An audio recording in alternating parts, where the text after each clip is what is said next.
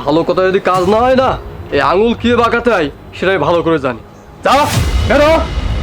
বাবা বাবা।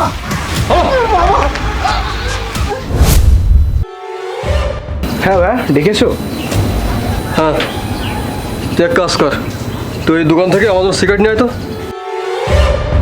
ভাই তুমি কি বলছো? আমি তোমার ছোট ভাই, তুমি আমাকে দিয়ে সিগারেট আনাবা? হ্যাঁ আনাবো, তা কি হয়েছে? তুই আমার ছোটো বলে তো তোকে আনতে বলছি নাকি? না তো আমি নিজে গিয়ে আনতাম। কিন্তু ভাই আমি তো সিগারেট খাই না।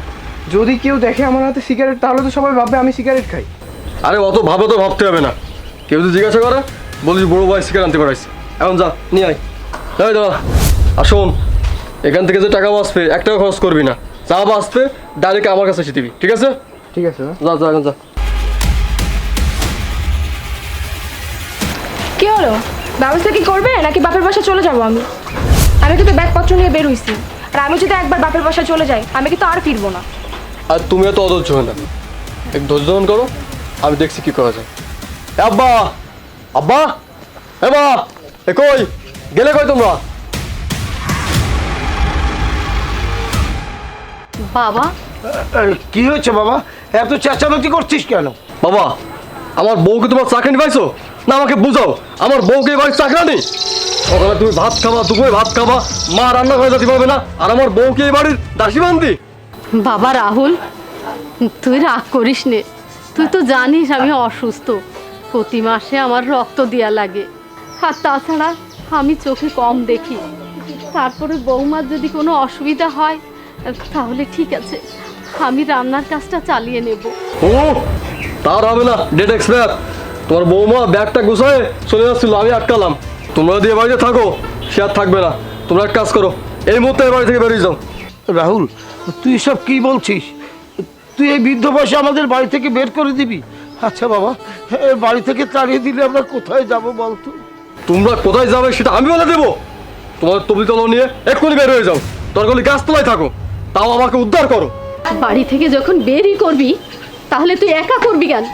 তোর ভাইকেও ডাক দে, তোরা দুই ভাই এসে আমাদের তাড়িয়ে দে।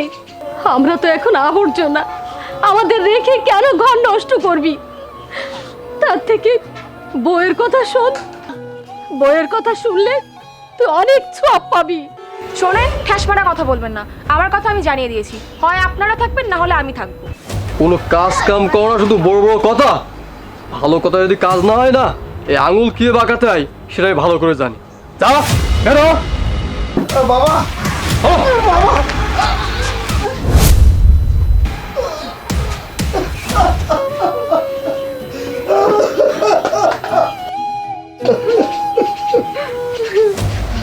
ভাইয়া, তোমার এত বড় সাহস, তুমি বাবা মার গায়ে হাত তুলছো? তুই আমার গায়ে চড় মারলি? এই তুই কি ভুলে গেছিস আমি তোর বড় ভাই? তুমি যেমন ভুলে গিয়ে বাবা মায়ের গায়ে হাত তুলেছো, তেমন আমিও ভুলে গেছি তুমি আমার বড় ভাই। তোমার একবারও লজ্জা করলো না তাদেরকে হাত দিতে? কেন ধাক্কা দিয়েছো বলো? আমার ইনকামের টাকা খাবে আর আমার বউয়ের সাথে পদ্মাই করবে? ও তাহলে যত নষ্টের গোড়ায় ভাবি। ছি ছি ভাবি, আপনার লজ্জা করে না? আপনারও তো বৃদ্ধ মা বাবা আছে, তাদের সাথে যদি এমন হতো তাহলে আপনার কেমন লাগতো? তুই তো ভারী বিয়াদব, তুই তোর ভাবির সাথে তর্কাতর্কি করছিস। যা, তোর ওই বাবা মা নিয়ে এখনই বের হয়ে যা, নাহলে কিন্তু গলা ধাক্কা দিয়ে বের করে দিব। হ্যাঁ বের হয়ে যাব, থাকবো না এই বাড়িতে, বাবা মাকে নিয়েই বের হয়ে যাব। দরকার হয় গাছতলায় থাকবো, না খেয়ে থাকবো, তাও তোমার মতো কুলাঙ্গার ভাইয়ের সাথে থাকবো না।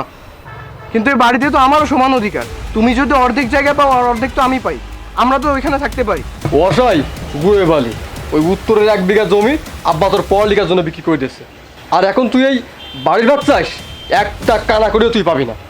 বাহ বাহ বাহ, আমার পড়াশোনার জন্য জমি বিক্রি হয়েছে, এই জন্য কি আমি জমির ভাগ পাবো না? অথচ তোমাকে মানুষ করতে কত টাকা খরচ হয়েছে তার কি কোনো হিসাব চেয়েছি আমি? লাগবে না তোমার এই ঘর বাড়ি, তুমি থাকো তোমার এই সম্পত্তি আর তোমার বউকে নিয়ে।